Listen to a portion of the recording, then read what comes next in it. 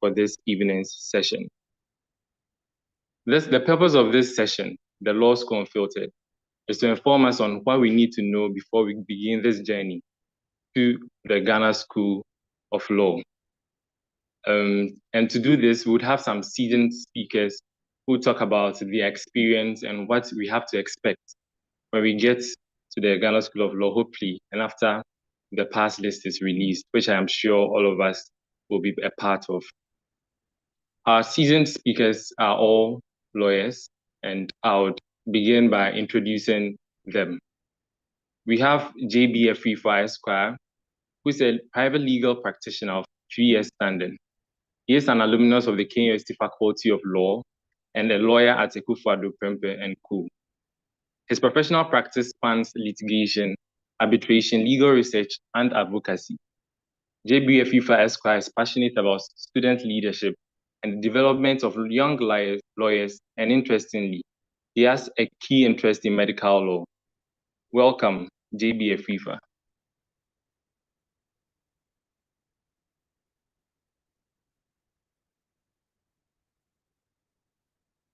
Our second speaker is Akua-Addo Abrefo Esquire. She is a barrister and solicitor of the Supreme Court of Ghana and was recently called to the bar on Friday, 10th October 2025.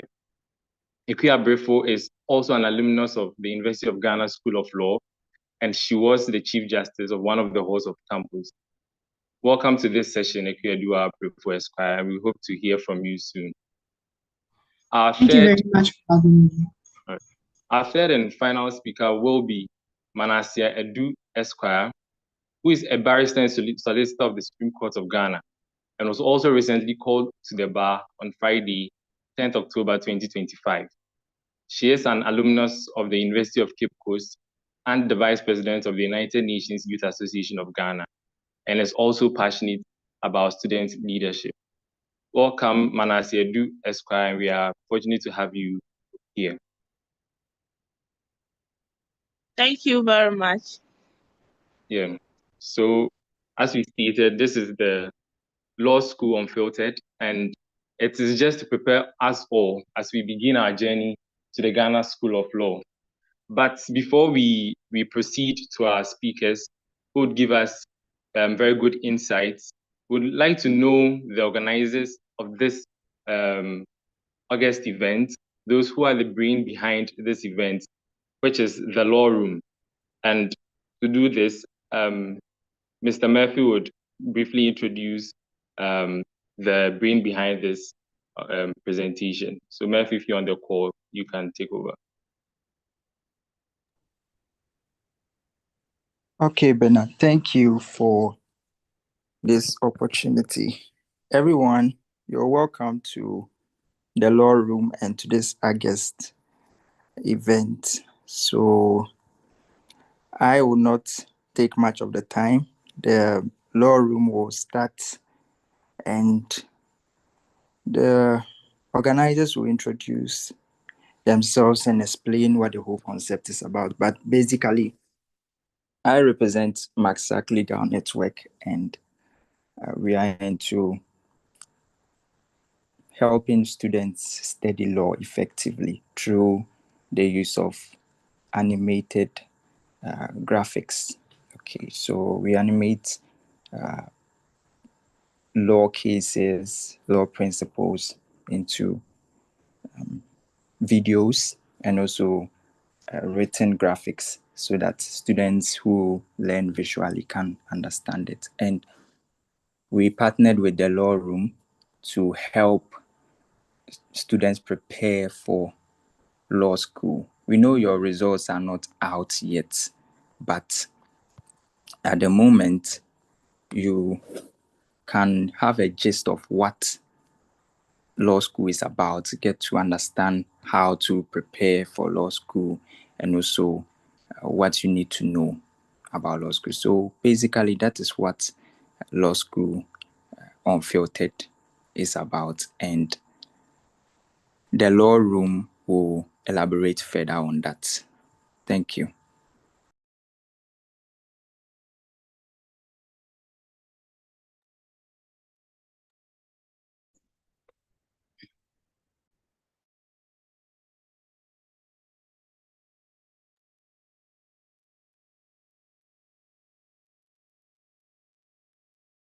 I think if members of the law room are here, they can unmute and start an introduction of themselves.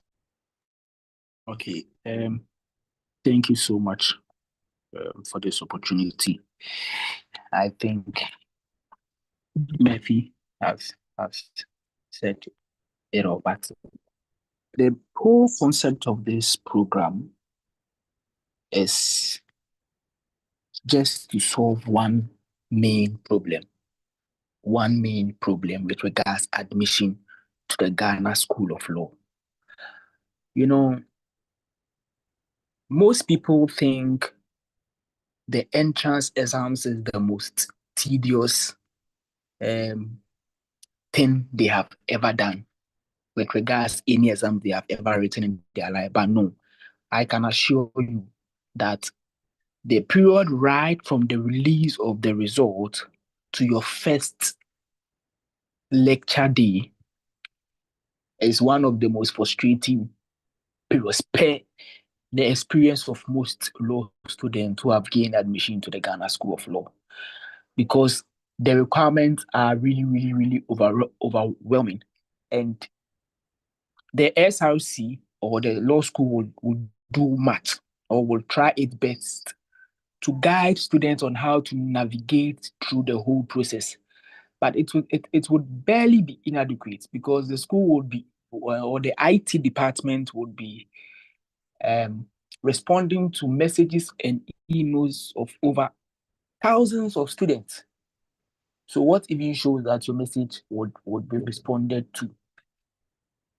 That is why we have chosen to organize this program, to let students know what they must do once the result is released, to what they should also do after lectures has begun, right onto the call to the bar. So we won't talk much, because our speakers are well prepared today to give us everything we need. So we won't waste much time. I'll just hand over the mic back to our host so that we take it from here, because I'm not the right person to speak on these whole matters. Thank you. Thank you so much for your introduction of the law room and everything you stand for. So I think we can go right into the session. Our first speaker, as already introduced, is Ekua Edua Brefo Esquire, and she would, in the next 20 minutes, discuss time management and balancing academics with relationships. So Ekua Edua Brefo Esquire, you can unmute and begin your presentation. Okay, thank you very much. Am I audible?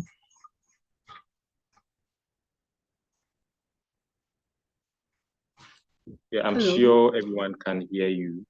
Okay, all right. Yes, please. Thank you very much. And thank you to Maxac Legal Network for this amazing opportunity. Thank you so much. And congratulations in advance to everyone on entering the Ghana School of Law.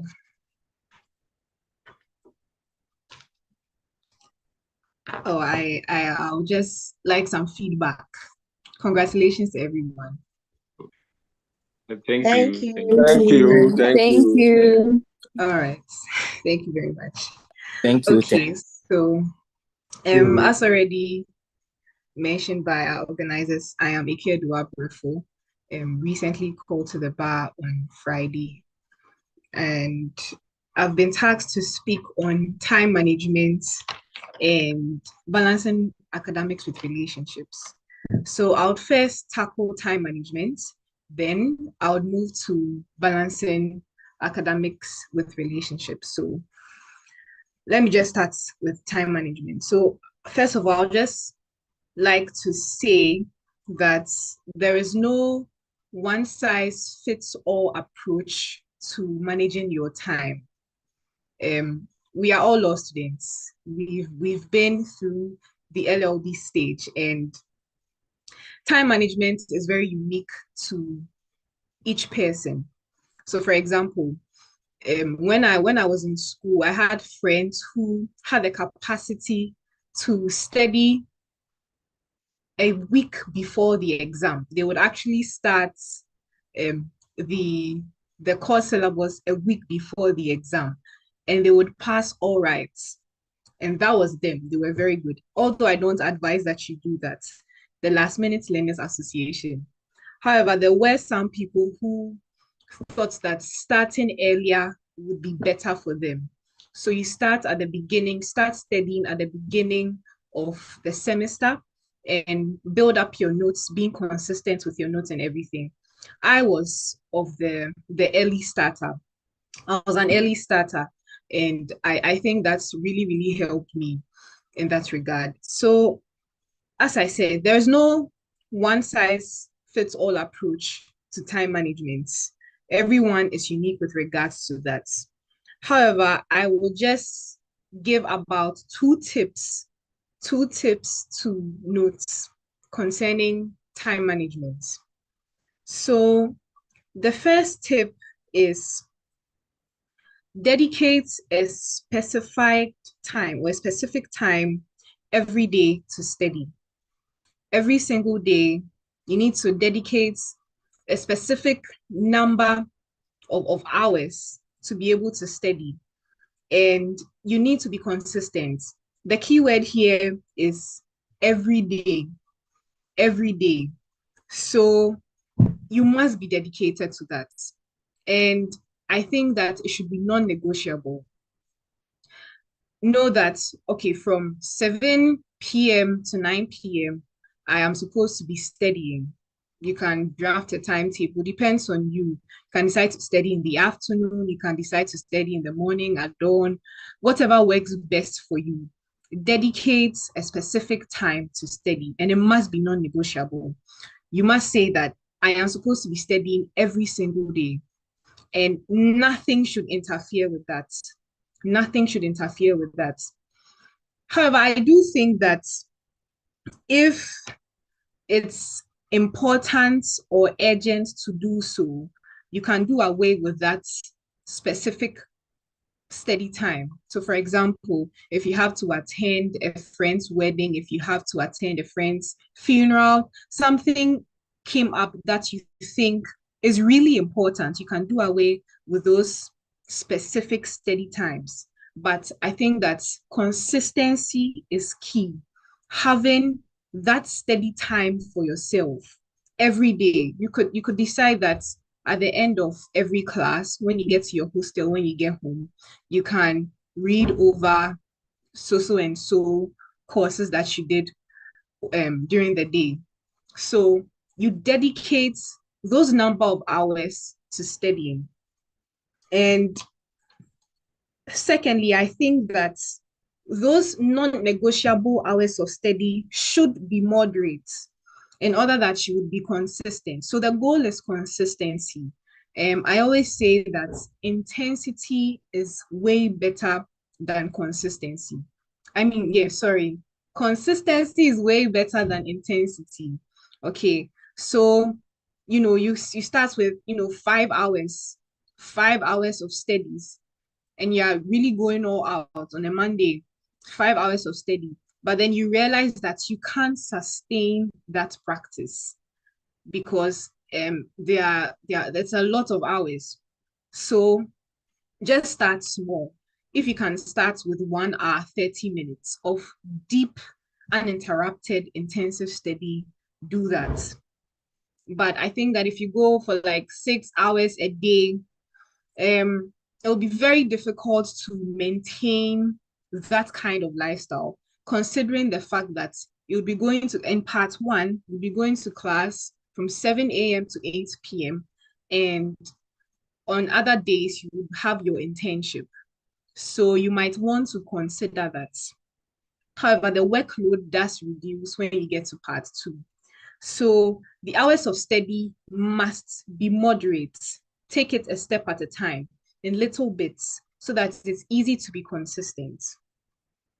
And I think the third point I would like to talk about is doing away with a lot of distractions, time management. doing away with a lot of distractions. I just think that if you have to study, you have to study. You can decide to turn off your phone, put it on DND. You can decide to just do away with distractions. Just do away with needless conversations and arguments with friends and stuff like that. Because sometimes when you get to the Ghana School of Law, you might have free periods where the lecturers may not be able to make it. Instead of, just engaging in the conversation. I'm not saying don't engage in conversations at all, but I think it will be more prudent to probably read through something while you're waiting for the next lecture or something of the sort.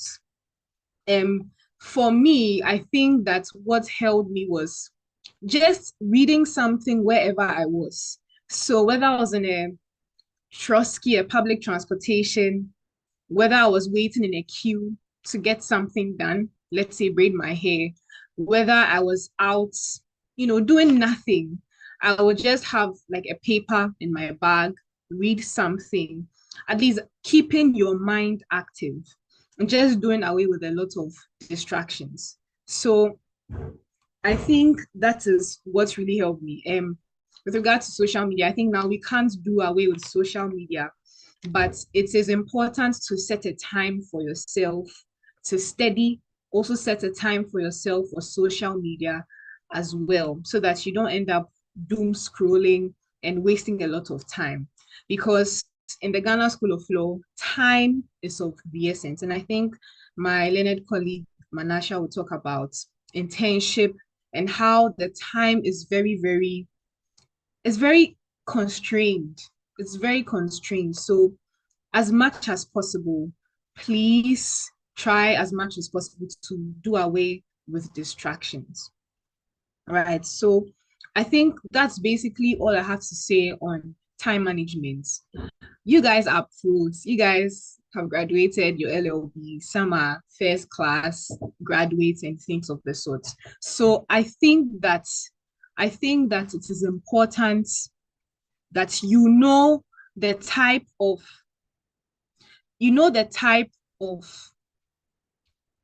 practice or the type of method that works for you. So that is it for time management. If you have any questions, you can ask me later. So then I'm moving to balancing academics with relationships. Balancing academics with relationships. And with relationships, we have platonic or love relationships. But I reckon that I'm supposed to be speaking on love relationships. So I think I would focus more on that, on love relationships. However, I do think that the principles that I'm about to talk about can be applied mutatis mutandis to, platonic relationships. So I'll just start. So I'd like to start by saying that it is very, very, very, very possible to be effective as a student of the Ghana School of Law and also be in a very effective relationship. People have the idea or the notion that, once you are studying law or once you're in the law school, it's studies, and you don't have time, you don't have a social life, you don't have a love life. But I don't think that is so. That is a wrong notion. Because by God's grace, I think I'm a living testament of the fact that you can be in a very healthy relationship and also, be a very effective student of the Ghana School of Law. Right. So you're not too busy to fall in love, right?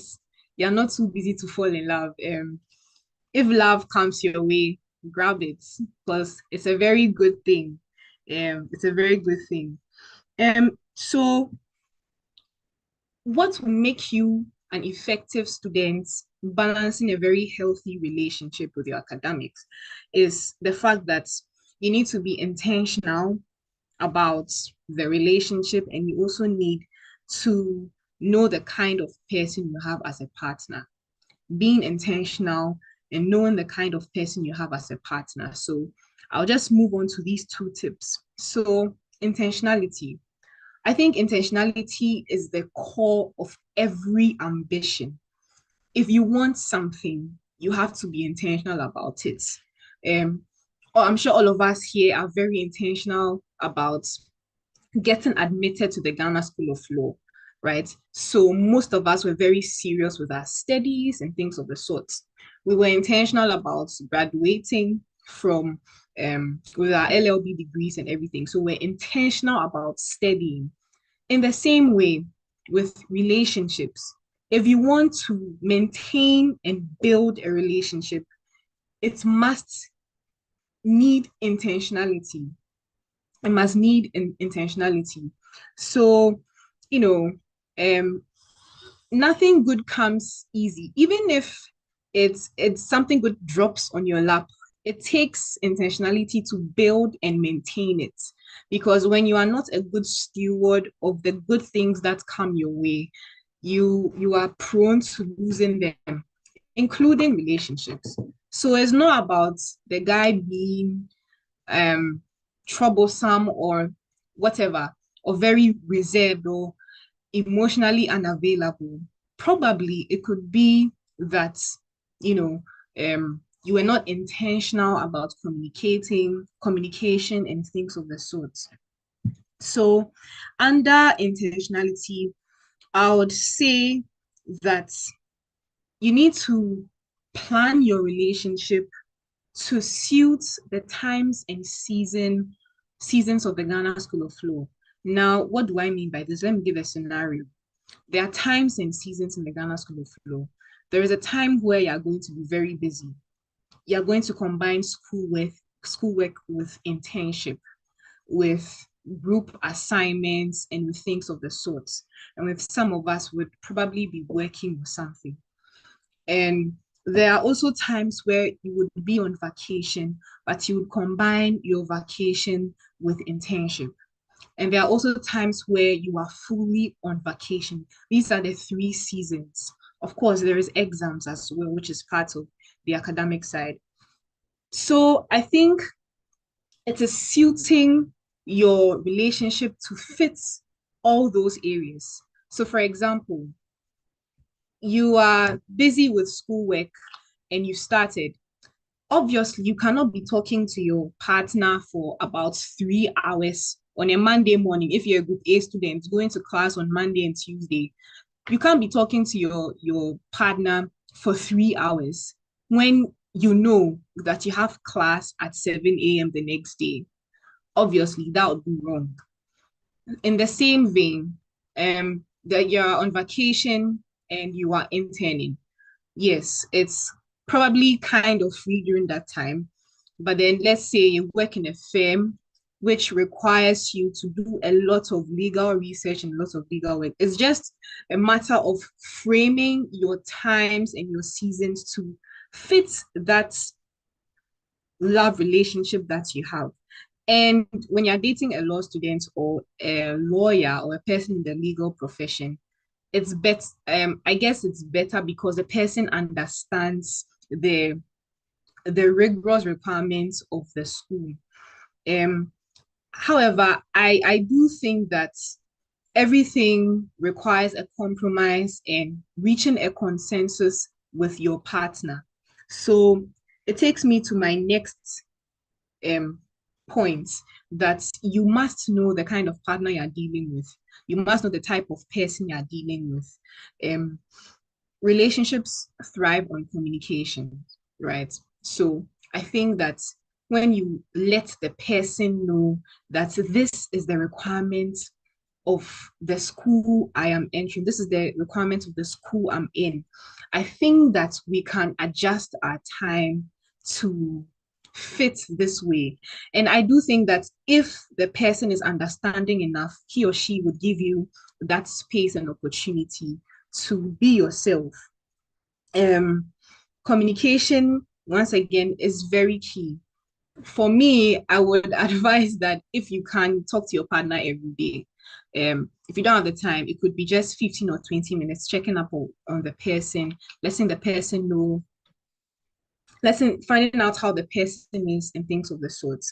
And you need to be effective in that communication. For example, if you are talking to that person for 15 minutes, know that it should be meaningful, right? So you could just talk to the person, you could just have a conversation, ask the person how he or she is, just at least you are in touch with that person so that you don't lose the person. Because in this school, it is very, very easy for you to lose your friends and also lose your partners, especially those who are not in the legal profession. Yes. So I'll just like to end with this, which is a word of caution that if you are in a relationship, I mean, relationships are meant to be enjoyed and not endured. So if you think that that partner is very demanding, very possessive, the person doesn't understand why you would spend a lot of hours in the study room, you could come to a conclusion, let the person understand why you are doing this and this, and you can reach a consensus. However, upon attempted negotiation and compromise, if that person still doesn't understand, I think you can seek a therapist, you can seek some help from a counselor or things of the sort. But I just think that if the person really loves you and is interested in your affairs as an individual and as a person aspiring to be a lawyer, he or she would give you the space to study, and there has to be a form of sacrifice. So if the person is toxic, you would probably have to leave the person or something of the sort because the person doesn't really understand. So I mean, that's all I have to say. I'm sure my senior JBA FIFA Esquire has a lot of things to say concerning the next topic. So thank you very much.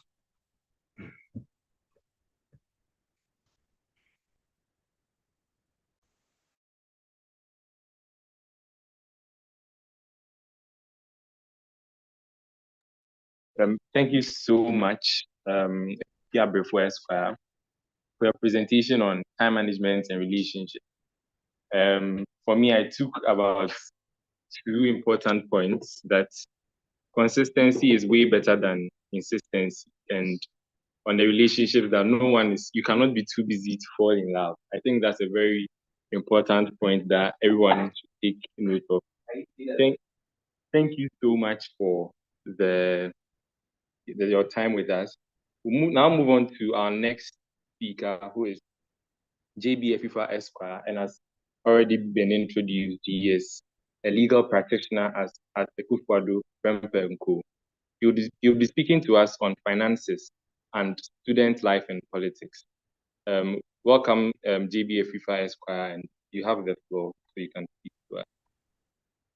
Thank you very much, distinguished moderator. I hope I can be heard by all. You are audible. Yes, so good evening, learning friends. Good evening, learning friends. And I would like to congratulate each and every one of you for making it to the Ghana School of Law. It's a walk, it's a talk in faith. And so I believe that, and I'm hoping and praying that those of us who sat for the exams, though our results are not in, it's my prayer that we would all make it to the law school. Amen. I would also congratulate my co-panelists on getting called to the Ghana bar. I had made my comments public about the fact that completion of legal education in this country is no small achievement. And so if you're able to go through about 6 years of legal education, get called to the bar, it's worth celebrating. And so I would congratulate them as well and wish them the very best in their endeavors. Just a pick on Brefo's submissions about relationships, the balance in law school and all that. And my pick is that, in this era, people are being mocked for being understanding boyfriends or girlfriends. But we are told that I mean, once you have one who is understanding, you would be able to navigate through law school. And so we'll continue our search for the understanding girlfriends, and the girls will do similar. I'm speaking on finances, student life, and politics. And I mean, finance sometimes for some of us can be a bit boring, but it is a very crucial aspect of our human life, and particularly as students of law. And so I'll just go straight to the point. I would want to tackle it in these phases.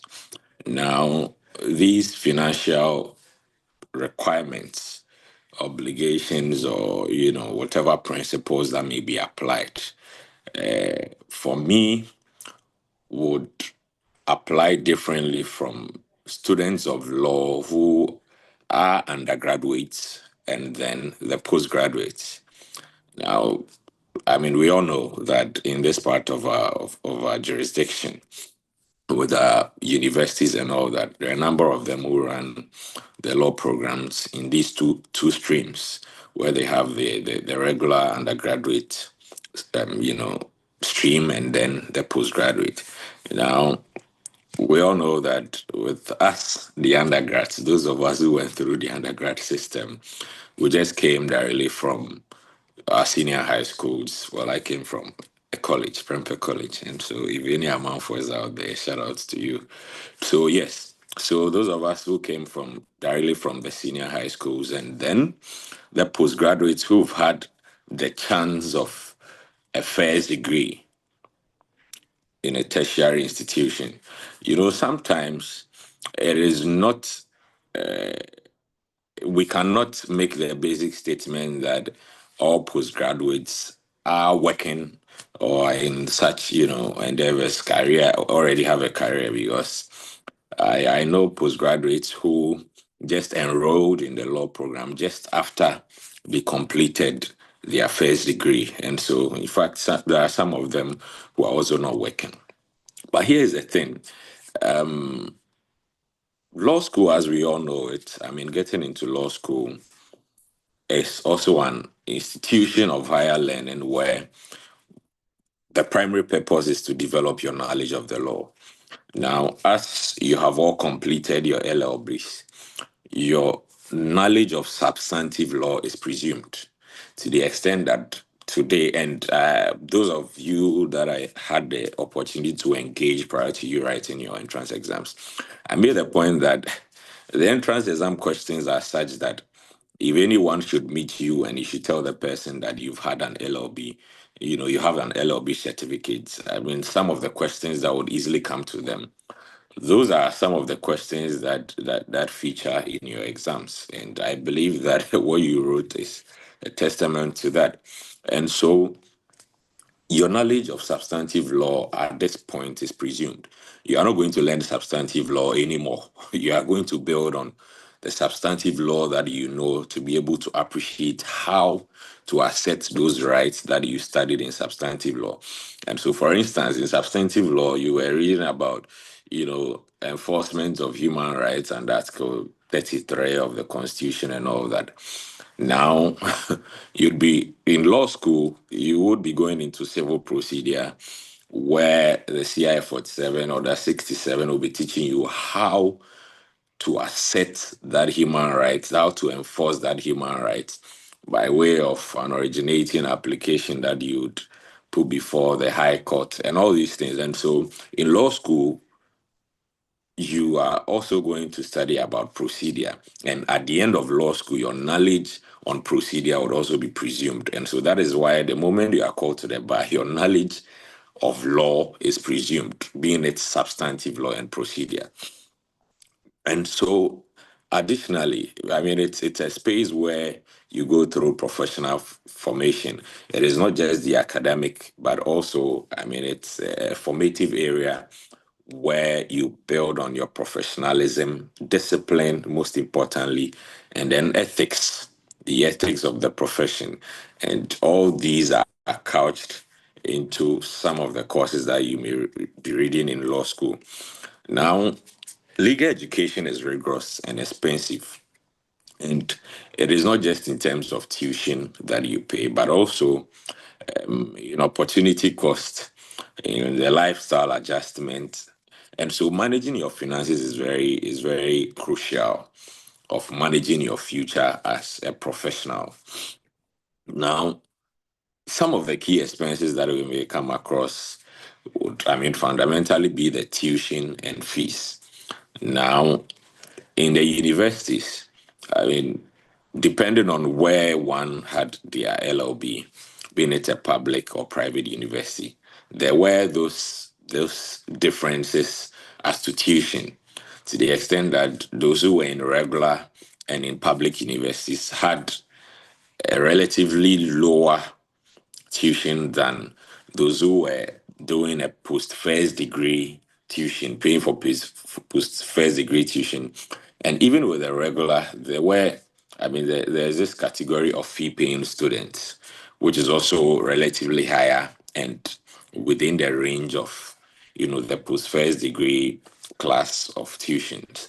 And so that is it. But you would come to the law school where, whether you came from a public university, whether you were paying just about, something below 2,000 cedis in your public universities for a regular session, you'd be paying the same amount. All students of the Ghana School of Law would be paying the same amount.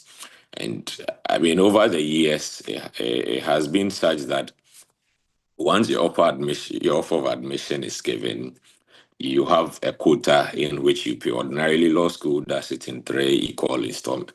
It may not be equal, 3 installments, where you have to pay the first installment, prior to, upon sometimes a week after your offer of admission, before the others go on. And so, even for starters, there is this opportunity of an installment payment when it comes to law school tuition.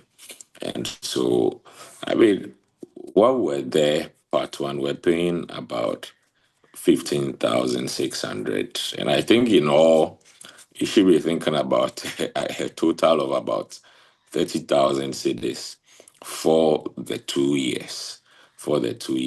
I do not know how the recent price, but I believe that it's a good figure that would suffice for part 1 and 2 in this era. And so that's for tuition. Now, you'd also be looking at aspects of accommodation, and especially also depending on the campus in which one may be placed. Recently, that has been a challenge because the numbers have increased. The numbers have increased through our collective efforts and our fights in the quest to open legal education. And so the numbers have increased, and it's come with some complications because previously we were told that, if you are choosing a campus, it was exactly that campus that you were getting. But we have this development now where, sometimes you may opt for a particular campus. Please, I think someone has unmuted their mic and it's disturbing. Thank you. If we know that person, we may draw the person's attention so we can proceed. Yes, so now we have a system where you choose a campus and you may not necessarily be placed there and have to opt for another campus. During our time, we were placed in campuses, and even after about some 2 weeks, when lectures had begun and all that, some students were, still transferred to other campuses. It comes with its own, issues, but sometimes you are able to swap with colleagues who may want to be in the campus in which you have placed. So, for instance, I would want to be on Green Hill campus, that's Gimpa, but I was placed in Kumasi. I live in Accra. I now have to go and find accommodation in Kumasi and all that. But I have this friend who is also in Kumasi, who may have been placed on Green Hill campus. We can make an arrangement, see the registrar of law school, and then that swap can be done so that each of us could go to our preferred campuses. But that also says that, I mean, law school, that's what I'm saying, that law school is an institute of higher education. You're all considered professionals, and so you should be bold enough to approach authority and let them know about your complications and how best you can go about it. And so accommodation is very crucial. And sometimes if you do not mind, it's better if your campus is in some of these universities. It's better sometimes you go for on-campus accommodations, which may be relatively beneficial, but be relatively beneficial in terms of your distance to the faculty and access to the law school campus, its library and all that. For instance, if you're in Accra and you are on Green Hill campus and all that, or UPSA campus, right? I know UPSA has a challenge with on-campus accommodations, but they are just, accommodation facilities just around. So that, I mean, if you have to get to class on time, as Brefo said, law school will be doing 7 a.m. to about 7 p.m. And so to be in class at 7 a.m., you should be doing a calculation of when you should be leaving home and all that. And so if you are on campus, on the same campus or just around as your campus, it is more beneficial. And so those things have to be considered. And I mean, just look for a decent, moderate accommodation. Sometimes it's not about the luxury. That's what I'm saying, that legal education is costly in terms of the sacrifices that you have to make. And so a decent accommodation, moderate, that will not be, burden you so much with the cost of, being there. It would suffice and all that. Now you'll be looking at books and materials. You'll be looking at internet and printing, because I mean sometimes you'll be having tutorial sessions on the internet, I mean via virtual means, and you should have data for it. In your law school now, because you need data and all that. No, when it requires it, you should be able to have data and all that. But let me just go straight to how we can navigate this as I sum this up. That it is important that you form committed relationships and expense groups, to the extent that, I mean, for instance, previously you had your study groups and all that. I'm sure by now some of those study groups have become family, to the extent that, I mean, because you're studying together now, you do a lot of things together, you have a lot in common, and you can base on that, capitalize on that to help each other in terms of financial needs. For instance, even if there is a book that is so costly and all that, and you're a group of about 5, you can make contributions by about 2 of them, and then you pass it around as and when it's required. I know that if one would say that in the end and after school, who reserves the ownership, but we are all law students and we can work out something, beneficial. And so that's one way to go about it. Also, you may have no idea the number of scholarships that may be available for students that are in the law school. During my time, 2021, 22, the SRC did so well by introducing a scholarship scheme, which had to do with tuition, and also considered, another fund which was for the purchase of books and other materials for students. And so you can explore that option the moment you get into law school, engage your SRC authorities, and then ask them about the scholarship opportunities available. MacSac has a lot of, connections to the Ghana School of Law. And I know Nana Opokuare, the current SRC president of law school, and I believe that, he'll do so much as promised in respect of making life easy for students on law school campus by introducing some of these scholarship schemes for the benefit of students.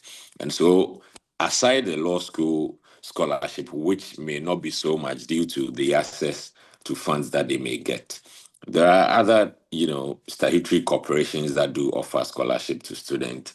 Talk of the GNPC, Get Fund, Cocoa Board, all these institutions. A number of them do offer scholarships that would ease the burden on students in terms of cost of tuition, books and materials, accommodation, among other things. And then also, there is this one other thing that, I'm being careful about how to put it out as to taking part-time or vacation jobs and all that. But yes, law school and legal education is a full-time course primarily. However, you also need the money to go through it. And so if it has to take you to pick up a part-time or vacation job, I believe that in going about your work-life balance and relationship and all that, if only you can make time to study, though you engage in these part-time, jobs and administrative jobs, you should be able to take it up as long as it's getting you something to keep your education, legal education running. But I would advise that these jobs, if you can, these jobs should be related to the legal fraternity. For instance, there are a lot of lawyers who do need clerks, lawyers who need paralegals to work in their firms, lawyers who may need research assistants. In fact, our parliamentarians, I mean, they have the mandatory requirements of getting, personal assistance and all that. Their work is purely legal. I mean, aside the political aspect of it, everything that they do, because it's their mandate to enact laws. And so majority of their work, it falls within the ambit of the law. And if you have any of these persons, I mean, researching for them, and we all know sometimes, I mean, they are endowed to the extent that they can be of so much help to your legal education. And so, I mean, you come from a place, you come from Ghana, you're in your constituency, there's a member of parliament. Feel free to get in touch with them, encourage them. And sometimes they may even be happy to support someone who is in their constituency. I mean, we know politicians like to show off. And so sometimes they would like to show support to someone in their constituency who is into legal education and would be in the next 2 years become a lawyer. It would mean so much for them to say that they contributed to your success on becoming a lawyer and all that. And lastly, avoid living beyond your means. I mean, sometimes there are these memes around that I always live beyond my means. I will not cut my coat according to my size. I will reap where I have not sowed and all that. That's just for the fun of it. But live within your means. I mean, I'm sure by now a number of you are being called lawyer. You're a lawyer, and so some people would want to keep up with those appearances and play to the gallery. But hey, this is law school. You are just 2 years close to becoming a lawyer. Be as modest as you can and live beyond your means to the extent that, I mean, living in that regard would help you. I mean, sometimes you start crying will be to me about if they see you all flashy, displaying so much there, I mean, the opulence and all that. Even if you need help, people will think that, I've been a lawyer, they're okay. I mean, when any post on here, places that, I mean, he shows on the internet and all that. And so let's learn to live beyond our means, and we'll go far and we'll be able to mitigate, the cost burdens that do come along our path of legal education. Then, I mean, I was saying that was the last, but let me just add this. Avoid debt traps. Avoid debt traps. Small loans, credit arrangement. I mean, they can easily accumulate and come with so much interest that, hey, you wouldn't want to be in law school and be indebted. I mean, have a running debt which is accruing interest. You wouldn't want to be, because the law school space is such that there is so much pressure. I mean, I'm not even going to lie to you. I'm not going to sweet talk you about life in law school. It is stressful. There is a lot of pressure, and you wouldn't want to be in debt. And your creditors are always on your neck and all that. And that is why I touched on some of these avenues. I mean, that you can manage to get a few funds to support your legal education. And so just make it a point to advise yourself. Don't let Satan put you to test and go about seeking loans and all that for the purpose of legal education. There are a lot of avenues, a number of avenues, some of which I have touched on, that you can get some funds to support your education. I mean, the law school registrar, as I said, sometimes they can be understanding, the law school accountants and all that. And sometimes you just have to be bold enough to confront them and they will be of help. Now, to something that I'm passionate about, something that those of you who know me associate me with, the student's life and politics. Student's life and politics.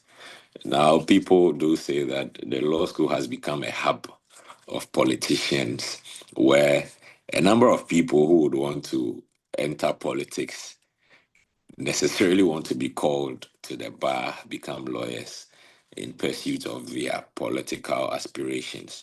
And there is nothing wrong with that. There is nothing wrong with that. I believe that, I mean, the legal profession being the noblest profession, we have the calling and we have the exclusive. I'm not even going to be apologetic about it. We should be the leaders. We should be leading governance and all that, because governance and everything is premised on law. Navigating the state of affairs and everything, it's purely law. And those of you who were in your first degree political science class, forgive me, you are in law now, and law is the thing.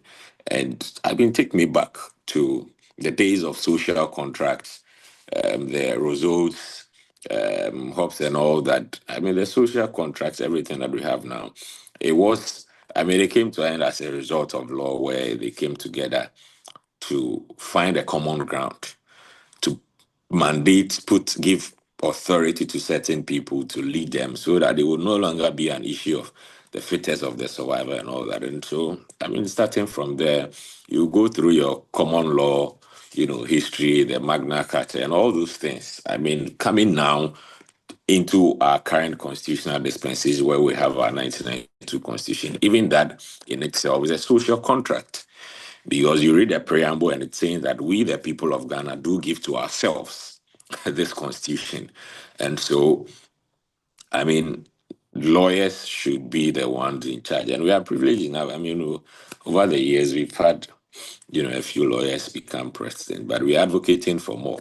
We had the late J.A. Mills. We had Nana Addo Dankwa Akufo-Addo, the founder of my law firm, and all that. And so we need more. We need to see more, because the legal fraternity is opening up.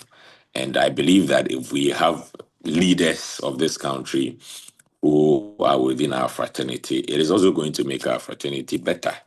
It's going to make, because they would appreciate what goes on within this fraternity, and they will do a lot to make it better. Talk of legal education and life after practice itself.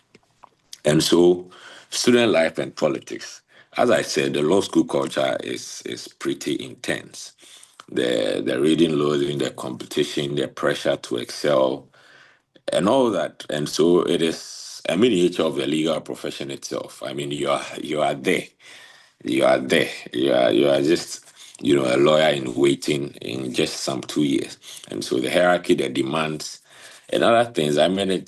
You would often come across instances which are political and purely political. Now, the key realities are such that, and let me give this caveat. With the mentioning of politics, let's not even limit it to partisan politics, for the avoidance of doubt. The student life and politics, it's not about partisan politics. As I said, the law school is an institute of, higher education, and you meet a lot of people, you get exposed, and all that. It's a formulative and a formative space where you meet brilliant minds and opinionated people and all that. And so it is not about partisanship. Let partisanship not lead you in your journey through law school. I mean, I can assure you, sometimes, I mean, it has its own benefits sometimes, but for me, as a matter of principle, I do not think that law school is a place where you are going to be engaged in overly partisan politics. The realities are that, as I said, you meet brilliant people, opinionated people, people who have achieved so much in life, but because of the quest to become a lawyer, you find them in law school. Now, learn to collaborate and not to compete destructively, as I said, being it on partisan lines, racial, ethical, segregations and all that. That shouldn't be happening in law school. And also, you should be respecting, the diversity in thought and background. As I said, I mean, we cannot all think the same. I mean, it would even be an indictment on ourselves if there are issues and we are all going to the same side. And to respect the diversity and all that. But in managing your time and all that, which would extensively be covered and all that, the point has been made that the difference in your success and all that is not about the intelligence and all that and the intensity and all that, but the consistency. And so, as a student who has interest in politics, now your purpose, your fundamental purpose, is to make law school a platform for advocacy. Make it a platform for advocacy. Let's use our interest and passion for politics to advocate for our collective good. Let's take initiatives. I mean, advocating for fair academic policies, welfare, and student engagement. And I mean, for what I stand for, let me make this point here and allusion here. In 2019, we had, an unfortunate incident where only 128 students who sat for the entrance exams passed out of 1,820. Let this not scare you. This was in 2019. Just in case you just joined and you heard those figures, it is not about you. This was in 2019. Now, it was something that was of a shock to a number of us. I was in final year KNUST at the time, and we were just next in line. And so it caused a scare. I mean, initially it was unbelievable that less than 10% of people who sat for the exams had passed. Now, we coordinated among the faculties, the faculty executives and all that, KNUST, Legon, GEMPA, UPSA, Central, all the universities. We had a coordinated effort together with the SRC executives of the Ghana School of Law. And we started making demands for reforms and a consideration and all that. And it had to get to the point where on 7th October, we had to take to the streets of Accra and demonstrate to register our displeasure to that unfortunate incident of that less than 10%. And mind you, in 2019, if I recall correctly, the questions that came were, I think they had to discuss something about the sources of law in Ghana. And then their second question was about the valid elements of a contract. And so, you can imagine these questions that I'm sure, for a number of you, not all of you, even if you are deep asleep and you are awake, someone wakes you up, you'd be able to rattle it, your Article 11 and all that valid elements of your contract. You'd be able to put it out there with, decided authorities and all that. But these were the questions, and they were trying to tell us that just 128 people passed. And so it's something that caused scare. But those of us who were interested, at the time, I was in KNUST, Kumasi. The demonstration had to happen in Accra. But because of our passion, because of our interest in the welfare of students and all that, we woke up on a Monday dawn, got a bus from Kumasi to get to Accra just to join this demonstration that was going on. And from that time, we have seen significant changes in the numbers that are admitted at the Ghana School of Law. Organizers, forgive me if I'm exceeding my time. We've seen significant changes in the number of students that have been admitted to the Ghana School of Law. I mean, beginning from us in 2020, where we now, from 128 students being admitted in 2019, in 2020, there were 1,045 students who were admitted. And so that was a significant change. And that is what I mean by making law school a platform for advocacy and not for partisan distractions. I mean, the demonstration was neutral in the extent that it was students who were committed for a purpose. It wasn't something about, any political partisan interest, because we could say that at the time in 2019, there was a government of the day, but there was no issue with even persons who were aligned towards that government, opposing the demonstration and all that, to say that it was going to make their government unpopular or anything like that. Everyone came on board and were able to push the change that we all advocated for. And so make it like that. As I said, it shouldn't be about overly partisan politics, but a coordinated front. It's a professional academic institution. And so we should be driving change there. Our diversity should be in thought, but just so we could agree on fundamental points as and when it's needed to push what we need. Also, maintain your academic credibility. Activism should never compromise your grades. The number of people who, due to their activism in law school, they could not even make it out. Please be careful. That's why I laid out the primary reason for which you are in law school. It's to study, it's to develop your knowledge of the law and procedure, and essentially get called to the bar. As at the time you are leaving law school, which you should make it a point to leave law school in 2 years and get called to the bar.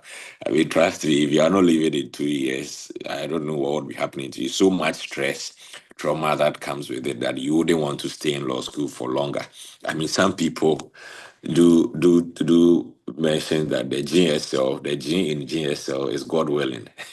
And I mean, as I said, it's a space that you wouldn't want to take so much time there. So ace your grades, get called to the bar and live there in peace. But as I said, there are people who could not make it out of law school because of, some limits that they didn't put, or some discretion that they didn't put on the advocacy. You are there for studies, and so maintain that credibility. Yes, you are going to advocate, but that's why you are a student of law, a professional student of law. You should know the limits. You should know the proper channels through which to channel your advocacy, so that, you don't do anything untoward and which its repercussions will not be in your best interest.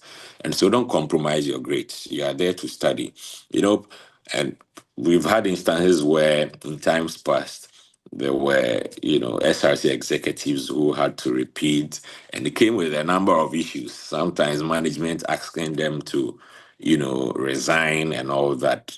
You wouldn't want to be in that space where you're a student leader and your grades are disgracing you, to say.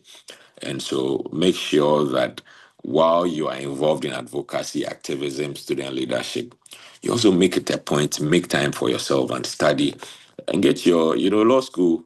You need your 50 marks to pass. And so those of us, the 50 plus one people who were there, it didn't matter whether, if you are aiming for Sabah, just like, our sister Latifa and friend, who recently, was awarded with the prestigious Jomesa Sabah Award. If you are aiming that, yes, be fully committed. But those of us who want to pass and get called in the 2 years, our 50 plus one can still take us there. And so we know more. And so, yes, that can be done. And so make sure that at the end of the day, you are getting your pass marks and moving forward. And so, learn to navigate the institutional politics. This is law school. This is law school. This is not your private university. This is not, wherever. This is Ghana School of Law. And trust me, the people that you are going to encounter there are people who have so much influence in the space in which you yearn to be. That is the bar, to be called to the bar. Because you have the registrar of law school whose term, I believe, it aligns with that of a court of appeal judge, the deputy registrar, that of a high court judge, and all that. The law school director also on the peg of a court of appeal judge. And so these are influential people. Now, the Board of Legal Education controls, manages law school. And you have, influential people, reps. That's the Attorney General. The Attorney General has reps in there, persons who are appointed by the president and all that, the law school director, registrar, and all that. These are, a number of them are also on the General Legal Counsel Board, which is chaired by the Chief Justice.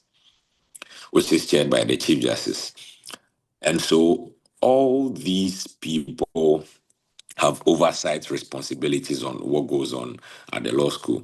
Talk of even IEC, which is also now headed by a justice of the Supreme Court. You get it, Prof. And so I think that they have seen so much that you wouldn't want your youthful exuberance to show so much by, being disrespectful towards them. And so, yes, you want to advocate, you want to lead discussions, you want to lead reforms and all that. But as I said, be constructive about it. That's why you're a law student. Know how to channel your grievances. If you should take a reasoned policy document to be submitted to them, please do that. If you should take a petition to these institutions, the relevant institutions, please do that and get involved. And so I would wrap up and say that get involved in, once you're in law school, if only you have the interest, which I would encourage all to have the interest, get involved in the activities of the law school SRC and its activities. Get involved at every stage. The SRC week, which comes with a number of programs, being educative for entertainment, sports, and all that. And I believe that life at law school would be very pleasant for you, and also you'll be able to form a number of virtues that would aid your practice when you are called to the bar. And so thanks a lot. If there are any questions briefly in 5 minutes, I'll address it and then we proceed. If there is none, then I would give the platform back to the moderator. Thank you very much. Thank you so much, JB Efipa Esquire. For question and answers, we would have that after the last speaker. So very well. So you can be in touch with them. Yeah, so thank you very much. And I can see you are very passionate about this topic too. You extended your time, but that's fine. And I'm also happy you hinted on using the law as a platform for advocacy, and the examples you gave us. We are very grateful for that. We'll now move on to our third and final speaker, who is Manasseh Edu Wilson Esquire, who will be talking to us about academic and compulsory internship and the study strategies we would have to use, or she would recommend to us when we go to the Ghana School of Law next month. Manasseh Edu Wilson Esquire, welcome, and you can speak to us.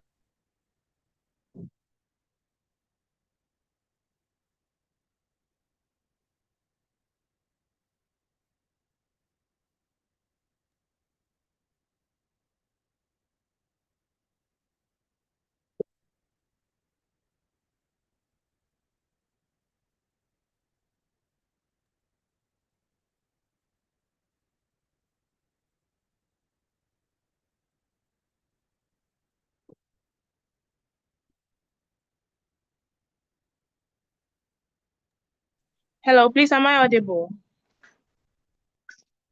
Hello? Yes, please, we can hear you. All right, thank you. Yes, please. So the topic I'll be speaking on is academic and compulsory internship and study strategies. And the objective for today's topics are, one, for us to know the definition of internship, know the difference between academics and compulsory internship, highlight the importance of internships in bridging the theory and the practical aspects of law school, then to explain the structure, purpose, expectation, and the benefits of compulsory internship and the academics. The objective for our last topic will be, our first topic will be the challenges students face during their internship. Then the second topic of study strategies, we are going to know the difference between define study strategies, know the various study strategies we have, then the challenges and benefits of participating in study groups.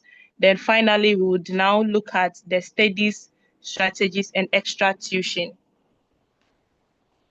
So I'll begin with giving you the brief introduction and explain what internship is. An internship, we can say, is a short-term job experience that allows everybody, especially students, to obtain real-world experience in particular sector. In this context, we are talking about the legal profession, the internship you take when you get admitted to the law school, which is mandatory and a requirement for your call to the bar. Under the guidance of professionals and supervisors, students or interns gain qualified knowledge on their fields, in their field of study, and also hone their abilities with the law and the legal profession. The duration of this internship is basically weeks or months, depending on how the school position the internships. And I think the total duration for the internship period for your 2 years stay, in the law school is 6 months. So you do 3 months in part 1, then you do 3 months in part 2, making 6 months. And the possible places you can do your internship is some of the possible places, not all of them, but some of them I'll mention: the courts, the firms, the legal departments of government institutions such as Cocoa Board, JRA, and other places, other departments. Now, we would know that there is a difference between when it comes to academics and when it comes to internship. Academics is purely the theoretical aspect of what you are doing in the classroom, your coursework and your assignments you are given. Whereas the internship is the practical experience you get in the field of study. For example, you will learn how to move a motion in classroom, but when you go to the field, that is a court or a firm, that's where your supervisor or superior will give you a practical case study for you to move the motion before him. Then if there is any correction, the senior would help you out. Now, there are some importance of internship, but before we proceed, as I earlier mentioned, your internship is in 2 parts, part 1 and part 2. The part 1, you do 3 months, and part 2, you do another 3 months. It's compulsory, so you have to make sure you've completed both internships at different places. So, for example, if you do part 1 in a law firm or legal department, part 2 would be in the court. If you do part 1 in court, your part 2 internship will either be in a firm or a legal department. And this is compulsory because that would constitute your exit interview and your assessment. So if you fail the internship, you are going to repeat and do the internship all over again, 6 months internship. And I don't think anybody would want to risk their school and their internship and repeat. Everybody want to participate. So with this introduction, brief summary and open, I would now tell you about 3 or 4 importance of this internship. First of all, it bridges the gap between the theory aspect in classroom and the practice. I think I've earlier explained it. Then secondly, it provides exposure to the standards we know, legal ethics and expectations. So if you participate in internships, you get the exposure you need in the law school and in the field of study too. When you get to the law firm, you would interact with lawyers, you interact with seniors. When you go to court, you see how cases are moved, how evidences are taken. You get it? So without your practical knowledge of the law, everything will look theoretical, which may confuse you already. The law is very bulky, so you wouldn't want to always be doing the reading. You want to do 1 or 2 practicals. Yeah, then the third or fourth point I would mention is mentorship and network building.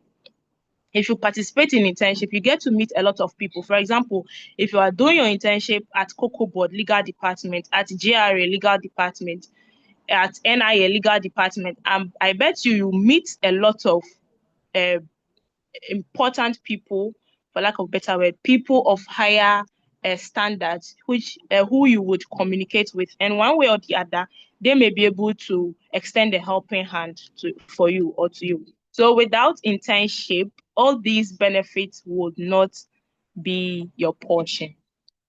Then I think I've already briefed you on the structure and the purpose and the expectation of this internship. The school expects everybody who is admitted to the law school to do 6 months of internship, and it constitutes your assessment to exit the school. So without the internship, you cannot exit the school.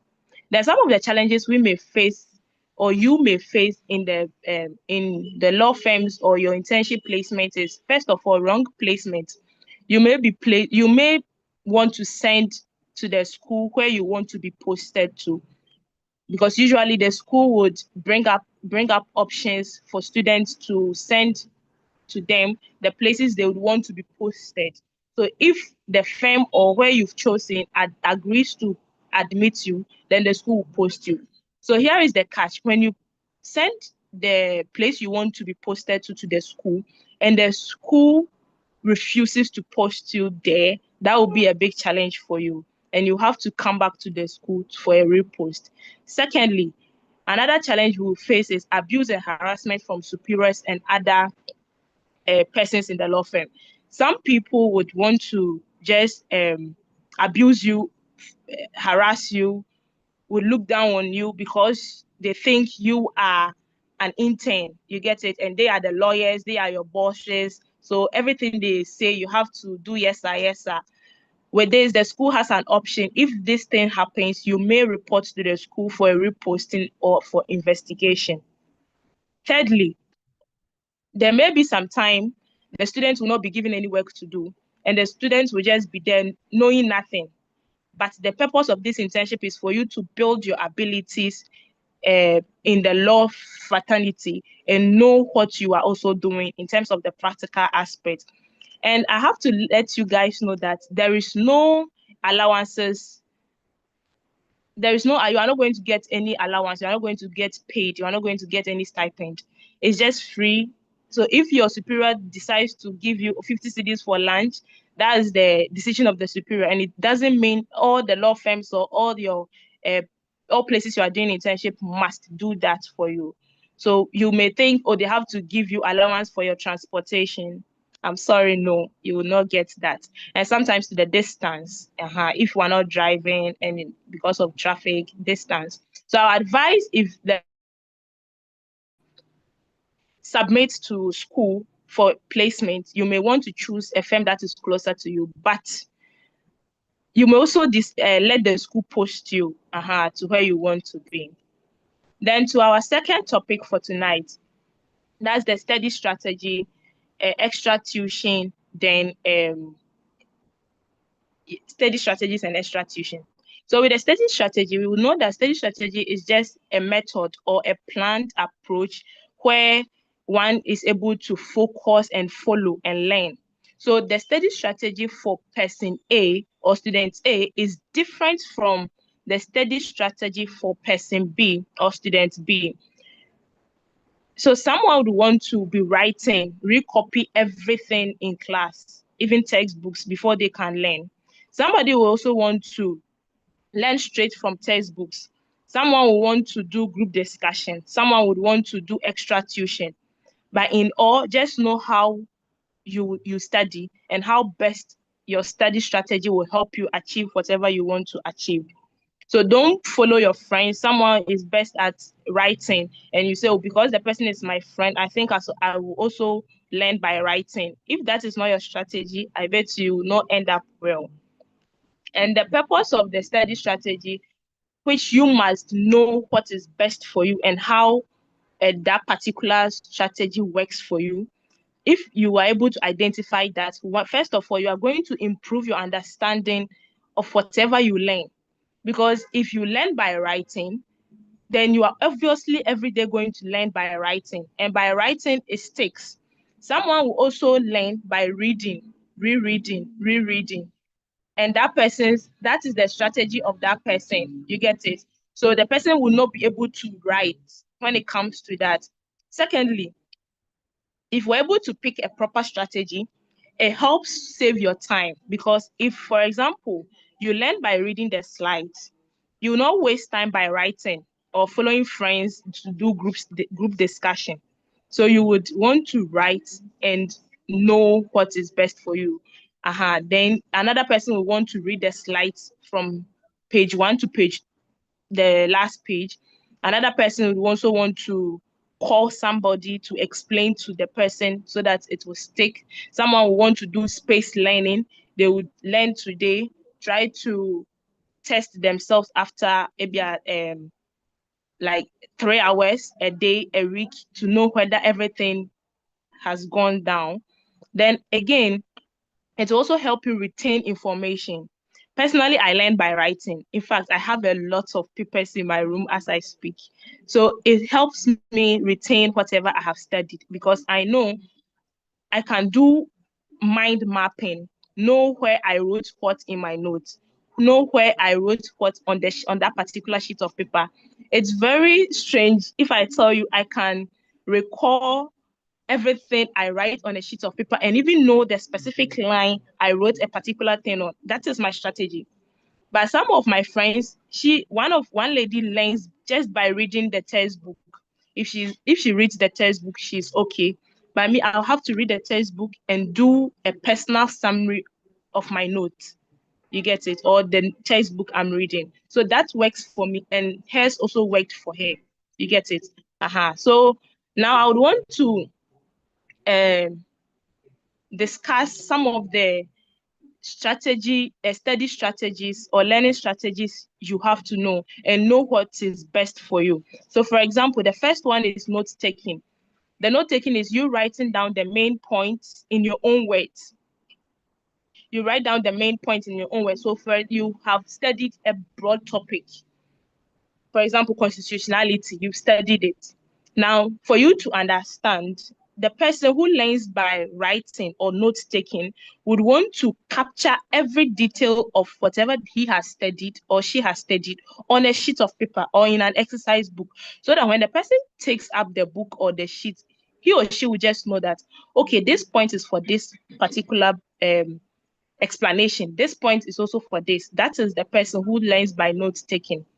Another person also learn by summarizing everything they have studied. So reducing the long essays and the long writing, the long textbook topics into a summary. So this person, I think, goes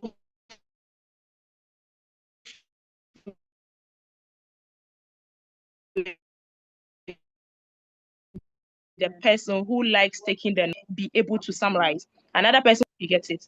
The third one is active recollection.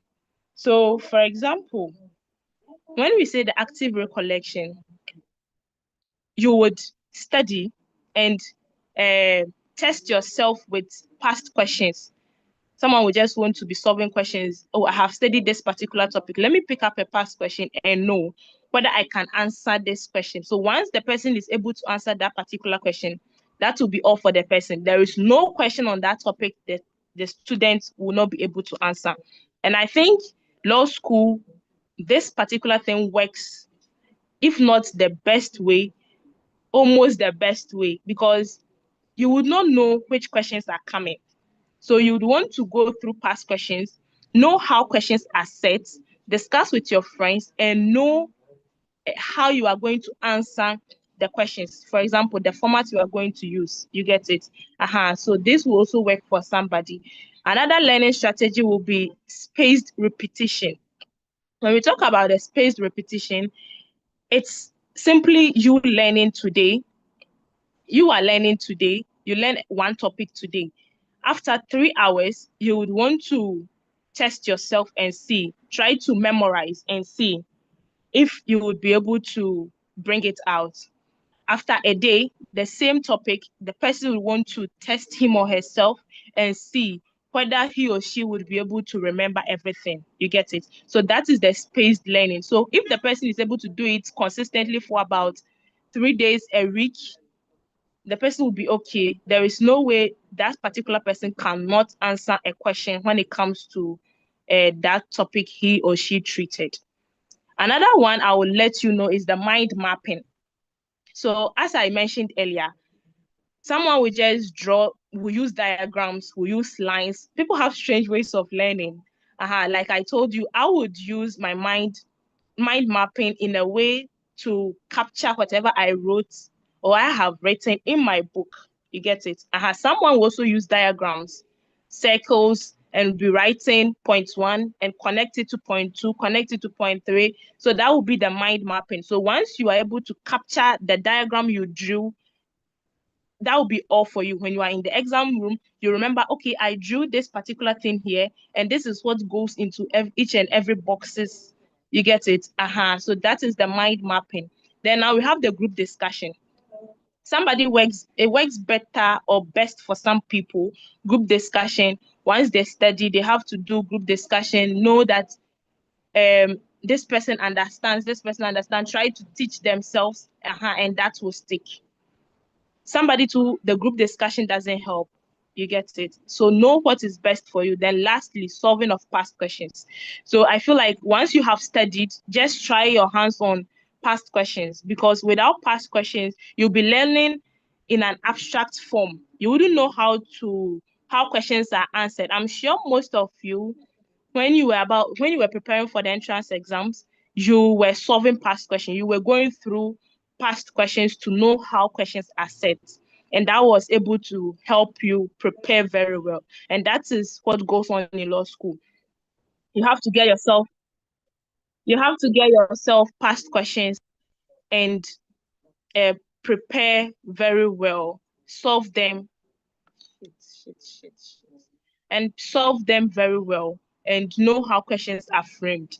That will be helpful if you study these things and know which one is best for you. Now, I'll give just a scenario for us to know how we would be able to apply this study strategies I mentioned. So, for example, if we're studying constitutional law, you can read one topic, summarize. So that will be for the reading aspect, because you cannot learn without reading. So you read the topic as a whole, then you summarize all the cases in your notebook or sheet of paper. Someone would want to use a notebook, someone wants to use a sheet of paper. Then once you've summarized the cases and you know which cases would be helpful, especially some of us, we like the short cases. They are easy to remember. You not go for the cases with long names. You get it? So once you're able to remember, you test yourself. You pick up a past question. You test yourself and see if you can remember the case and apply them to the case study.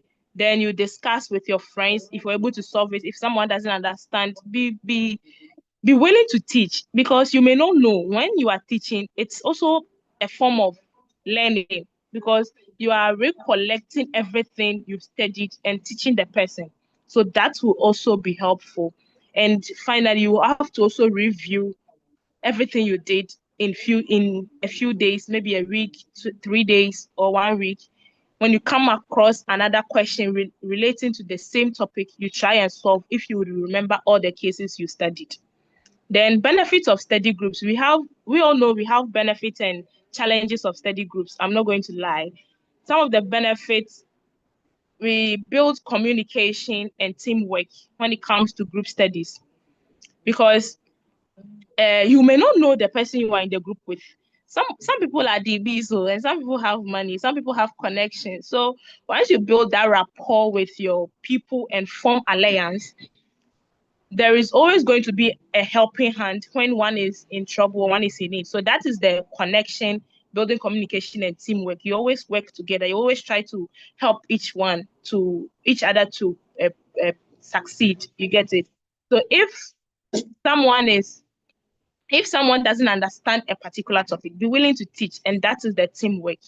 And it also exposes us to new study methods. So you may be willing to study with mind mapping. You will be able to study, someone will be able to study with mind mapping. And another person will be able to study with note taking. So you both would learn from each other. This person will come and teach you. This will also teach you. Now we move to the challenges of study group. Study group has a lot of challenges. I'm not going to lie. Some people will come not prepared, expecting you to teach them, and that will be a waste of time. Some people, their learning pace between group members differs. So someone has a very high learning pace, another person also has a low learning pace. These two people cannot connect, you get it? So you have to know your study groups and your study members and know how you people can collaborate and help each other. Now, the last thing I want to talk about is the extra tuition. I will encourage each and everybody to take up extra tuition, because law school is not always about the classroom thing. The lecturers will teach 3 hours and they will leave. It's up to you to find your way in law school. So if you get a very good tuition classes, please, I would want to advise you, take it up and it will help you. For example, when it comes to accounting, all the 10 courses in law school, if you have a extra tuition, it will really help you. Thank you very much, and we'll be here to answer all your questions. I'll now hand it over to the moderator. All right, thank you so much for the information you've given us. I hope it's helpful to everyone here, which was on internships and study strategies and academics as well. So we've heard from our speakers. They've given us insight into what to expect in law school. We'll now be going to our question and answer session, which we'll have briefly. If anyone has any question to any of our speakers, you can raise your hand or unmute and ask the question. Our speakers will be available to answer them. You can direct some questions to specific speakers as well. We'll be accepting questions at this point.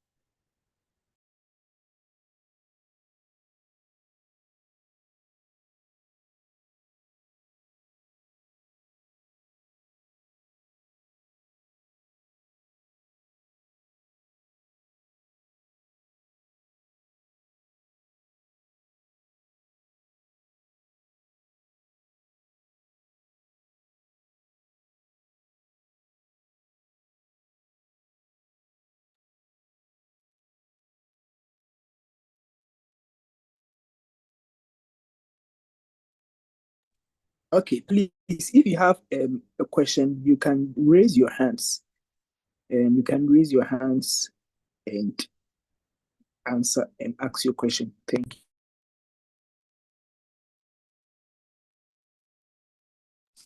you.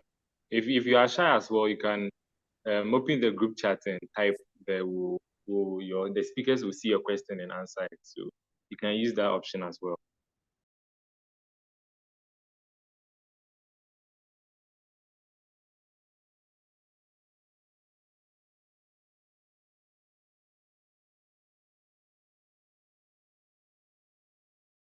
Okay, Michael, please, you can ask your question.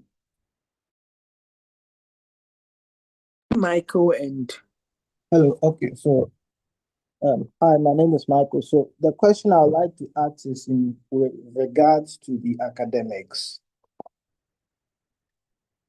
So you mentioned that we are to do 3 months of internship and 3 months, like 6 months of internships in total, 3 months in first year and 3 months in the second year. So will it be that every day we'll go for the internships, or it's that some days you aren't supposed to go?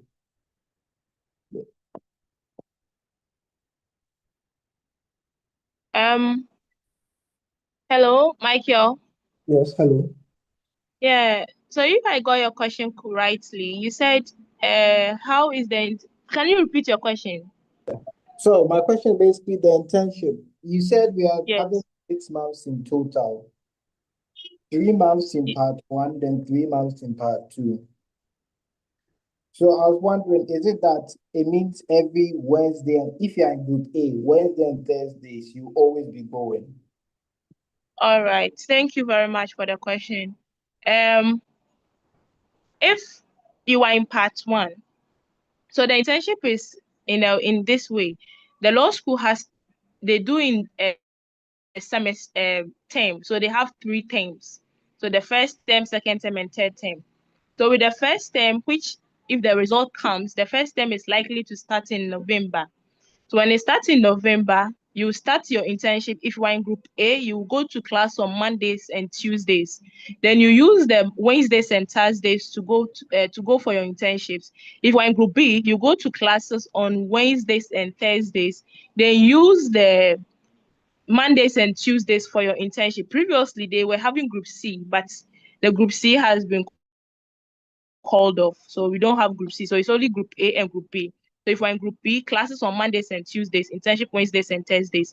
So you do it for a specific period. If it's 4 weeks, the 4 weeks is counted as 1 month. So which means you have 2 months left. You vacate in December, the Christmas break. Then you come back in January. When you start your second semester, the same thing goes on. Group A, Mondays and Tuesdays for class, internship Wednesdays and Thursdays. If we're in group B, Mondays and Tuesdays for internship, Wednesdays and Thursdays for class. So you also exhaust a particular or a specific weeks, which will also be counted. So they don't count Mondays and Tuesdays as 1 week, so as the whole week. So you wouldn't go Mondays to Fridays. You only go 2 days in a week. And that particular week will be called like the first week. Then the other 2, in all, you should do a specific number of weeks, which the school would count it as 3 months in part 1. So if you fail to do the 3 months, then you have to do the internship again. Please, am I clear? Yes, thank you very much. So you understand, right? Yes, please. Thank you. Okay, thank you. Please, I have someone from YouTube asking me, how many campuses are there in Ghana School of Law? How many campuses are there in Ghana School of Law?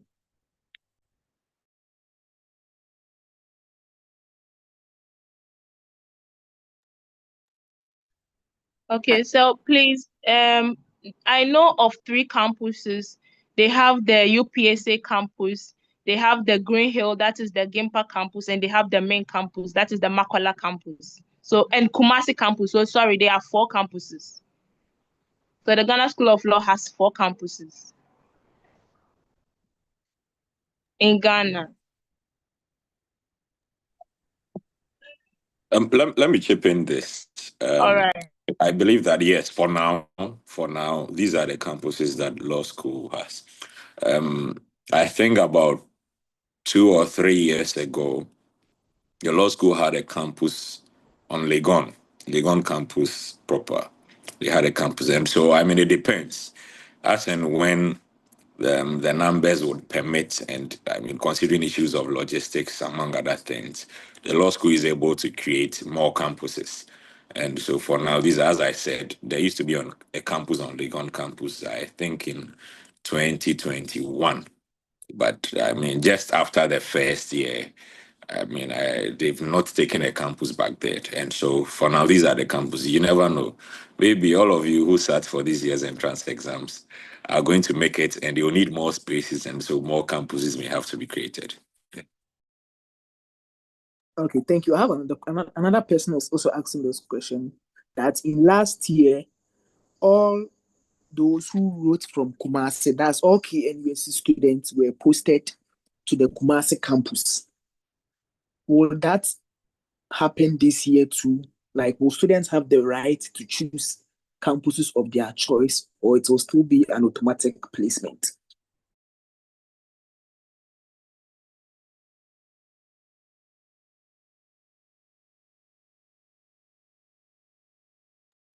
Okay, let me give this one to a shot.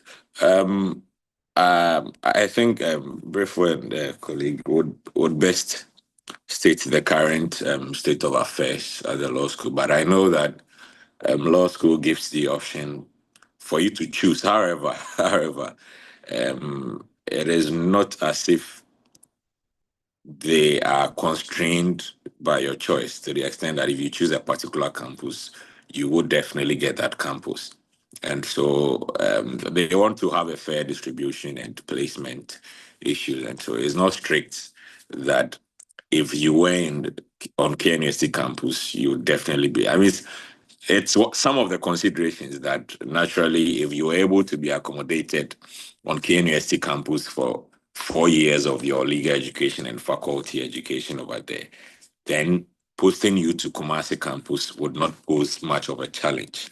Yes, and so some of the, but as I said, it's a flexible exercise where if you are placed on a campus where it would come with so much constraints, being it accommodation, finances, and all that, you can always walk to the registry for some considerations to be made. Also, I made a point about engaging other colleagues who may want to be at the campus where you have been placed for which you are seeking a replacement, so that you can swap. Once the two of you agree, get to the registry, that will be done for you. And so it is a flexible exercise that you can find your way around it. So Nanama also has a question with regards the dress code. The dress codes. Aside from the black and white, is there anything? She said, aside the fact that we wear black and white, is there anything else we need to know from Nanama?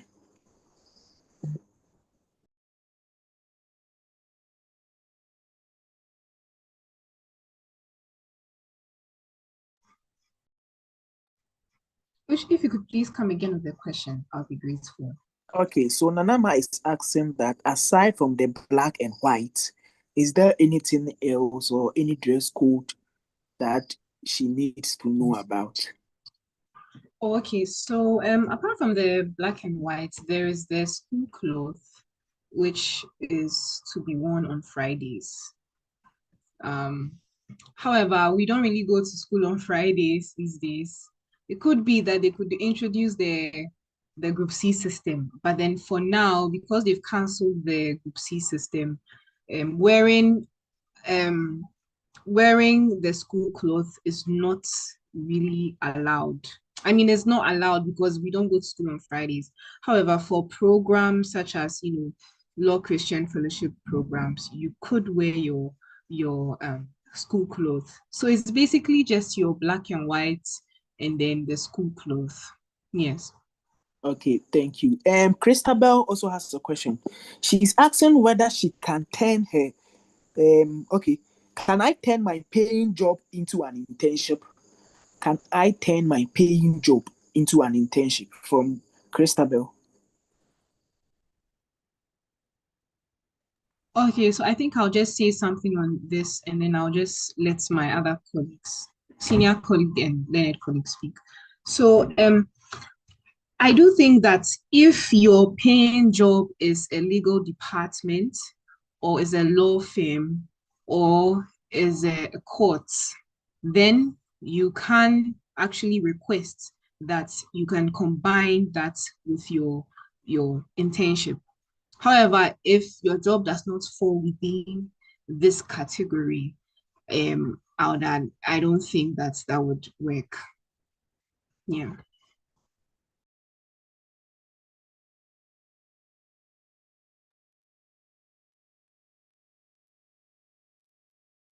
Okay, thank you.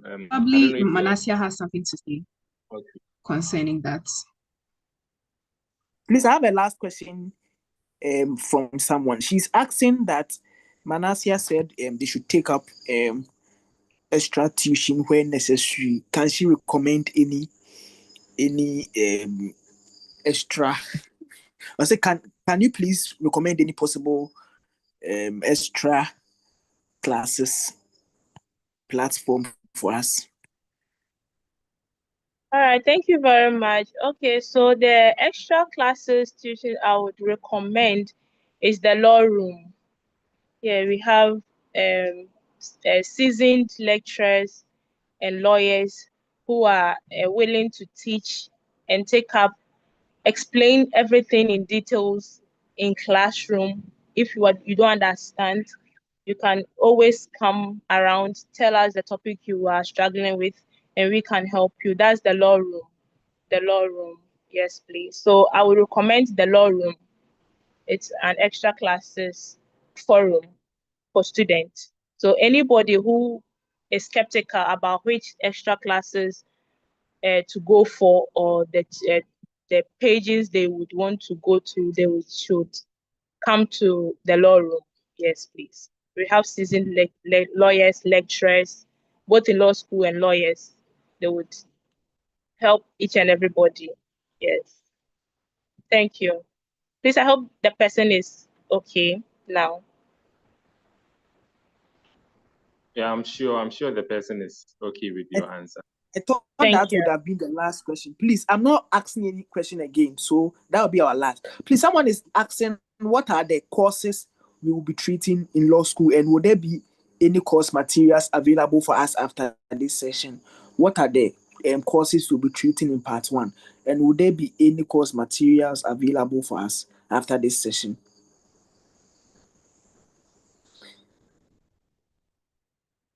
And please, I want to ask all the questions. Then the next one too is, at what point can you do your NSS? Will you advise doing it during law school or after school? And the last one, please, I would like to know the maximum duration for the payment of fees for part 1 for each installment. So these are the 4 questions, our last 4 questions before we wrap up. All right, so please, I'll answer the question on the NSS. So it depends on each and everybody, and it depends on the institution you are doing your NSS. So if, for example, your superior is okay with you attending law school and at the same time doing your NSS, that's a negotiation you have to have with your superior. If he agrees or she agrees, you can do your NSS while you are in part 1. However, if he doesn't or she doesn't agree, you cannot force him to do what he's not willing to do. So it depends on where you are doing your internship, where you are doing your NSS. Because I have colleagues who are able to combine part 1 and part 2, part 1 and NSS. I have some people too, their institution did not help them or did not give them the opportunity to do NSS and go to law school. They were asked to choose between doing NSS. They were asked to choose between NSS and law school. So most of them went to the law school and stopped the NSS. So it is now that some of them, after law school, they are going to do the NSS. Yes, please. And with the question on the courses in part 1, the courses are 7 in all. These guys are 6. So there is one course. It is 2 in 1. So in virtually, you're going to do 7 courses, but it's 6 exams you are going to write. Yes, please. And with the course materials it depends on the lecturer. The lecturer may decide to give you his or her notes or his slides. Some lecturers will not want to share their notes with you. So you have to either buy your textbooks, take notes in class, or attend extra tuition and do group discussion. Thank you. I think my learning colleague and my senior would want to answer the other questions. Thank you. Moderator, I do not know if there were any questions left out, but if there are, you draw my attention. But let me just add my voice to that of the NSS question. And since I spoke about student life and politics, I mean, for all those who are interested in taking up leadership positions in public service and all that, it would be very prudent that you are able to satisfy the requirement of your national service. Now, I did my NSS in part 1. I had it at the Ministry of Justice and Attorney General's office. I was able to juggle that and then part 1. It wasn't easy.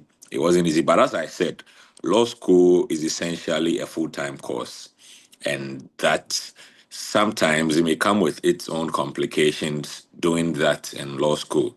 There are times where the law school has strict policies on, doing your national service as you are having your professional school. And so depending on, what the registrar of the law school would put out during your orientation when you are admitted into the school, I believe that it would be of help as to whether you can have it done. But there's also the avenue where right after law school, people are able to convert their pupillage into NSS, where, because we have this option where in the NSS, you can be in a private, organization who would write to the NSS Secretariat to place you there. And so you can be in a law firm doing your pupillage, but engage the law firm to write to NSS. So NSS within the same period places you there as an NSS personnel, such that your national service will be to that law firm. While during that time, your pupillage, your 6 months of mandatory pupillage within the law profession is also running. I believe that is quite a flexible arrangement and workable if you don't want to go through the stress of doing NSS and being in law school as well.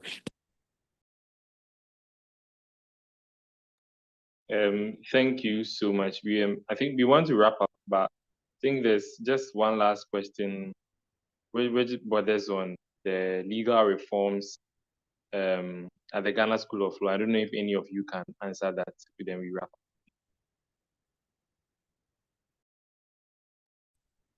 Before and Manasseh, if you have any take, you can then before I go. Well, it's an interesting reform. I really can't say much about it, but all I can say is we live to see how it turns out. Yeah, we live to see. That's all I can say.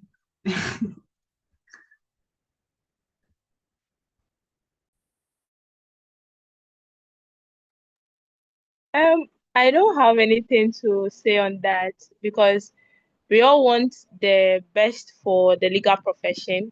So if that will help the legal profession, why not? If it will also not help it, then I think something should be done about it. But we are all hoping to see how best this would help. Yes. Thank you. Okay, Manasseh, before Senior JB comes in, I think someone is asking about the fee installments, the time limit. So please, if you can, Senior JB can just do that too for us and the fee installments. I mentioned that of the first installment, which is ordinarily in about a week. A space of a week after you are offered admission.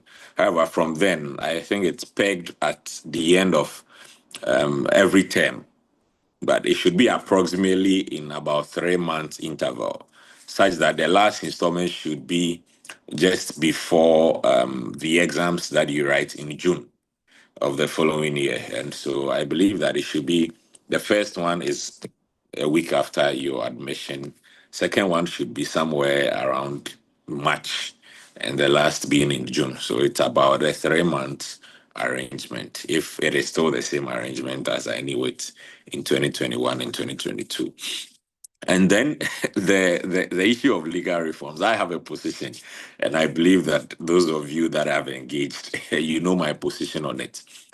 The Attorney General has given us an overview of what they seek to do. It is a bit challenging for me. And as I said, I made a point about some of us being involved in demonstrations and active advocacy for the opening of legal education. However, we have never sought to compromise the quality of education, legal education that is being put out. And we are, for that, I would align with some of my seniors in keeping that conservative as to the quality. Because, you can only imagine how we lawyers also save lives, not just the doctors, but our work is able to save lives. It solves problems. It solves complex societal problems that could lead to so much challenges. And so quality, the quality should be assured. Now, the challenge I find with the policy or the reform touted is that I'm looking at an instance where all these faculties would be well equipped to run their professional law courses. And Manasseh indicated the number of courses in law school. 6, virtually 7 in part 1, 4. And these are procedural courses. And it means that it requires persons who are practitioners, active practitioners in those fields. Currently, there is even a challenge in some of the law school campuses. And when Yabrifo started, he made mention of free periods. I mean, there's no free period as if there is no course to be taught. But it's because the lecturers are not available sometimes during, those periods. And it's because they are active practitioners. And so how many of these active practitioners are you going to get who have the scholarly requirements of having an LLM or a PhD in law to be able to lecture in these professional courses? That there are a number of faculties at the moment. Let's not even limit ourselves to just Kumasi and Accra. But even aside the mainstream, there are a lot of private universities which have come up. The ones that the mainstream universities have given accreditation to and all that. Would all these faculties be well equipped to run the professional law courses? I believe that it is something that we have to look at. It's the accreditation board even doing their regular checks, their regular, regulatory routine checks to make sure that all these faculties are compliant with standards.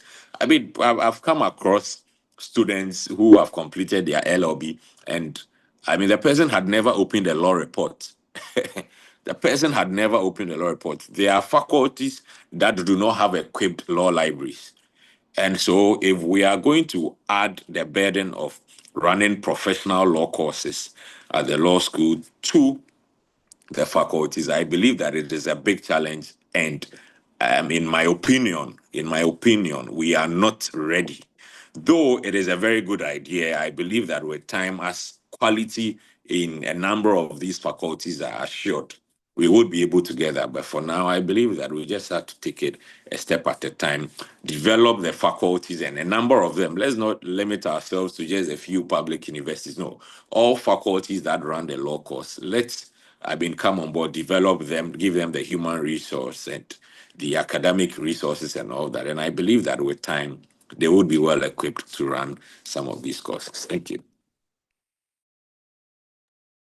I'd just like to add something, not on the law school reform, but on the fee payment system. So after you pay your fees, you also have to pay your examination fees, which is usually 1,500. So apart from your regular fees that you pay in installments, you have to pay your 1,500, but that is paid to the IEC, that is the Independent Examination Committee. So that's what I wanted to add. All right, thank you so much for your contribution. I think it's because of how important these topics are that we've talked a lot about them. So we'll move on straight to some acknowledgements by the law platform before we wrap up. So any representative of the law platform, kindly unmute and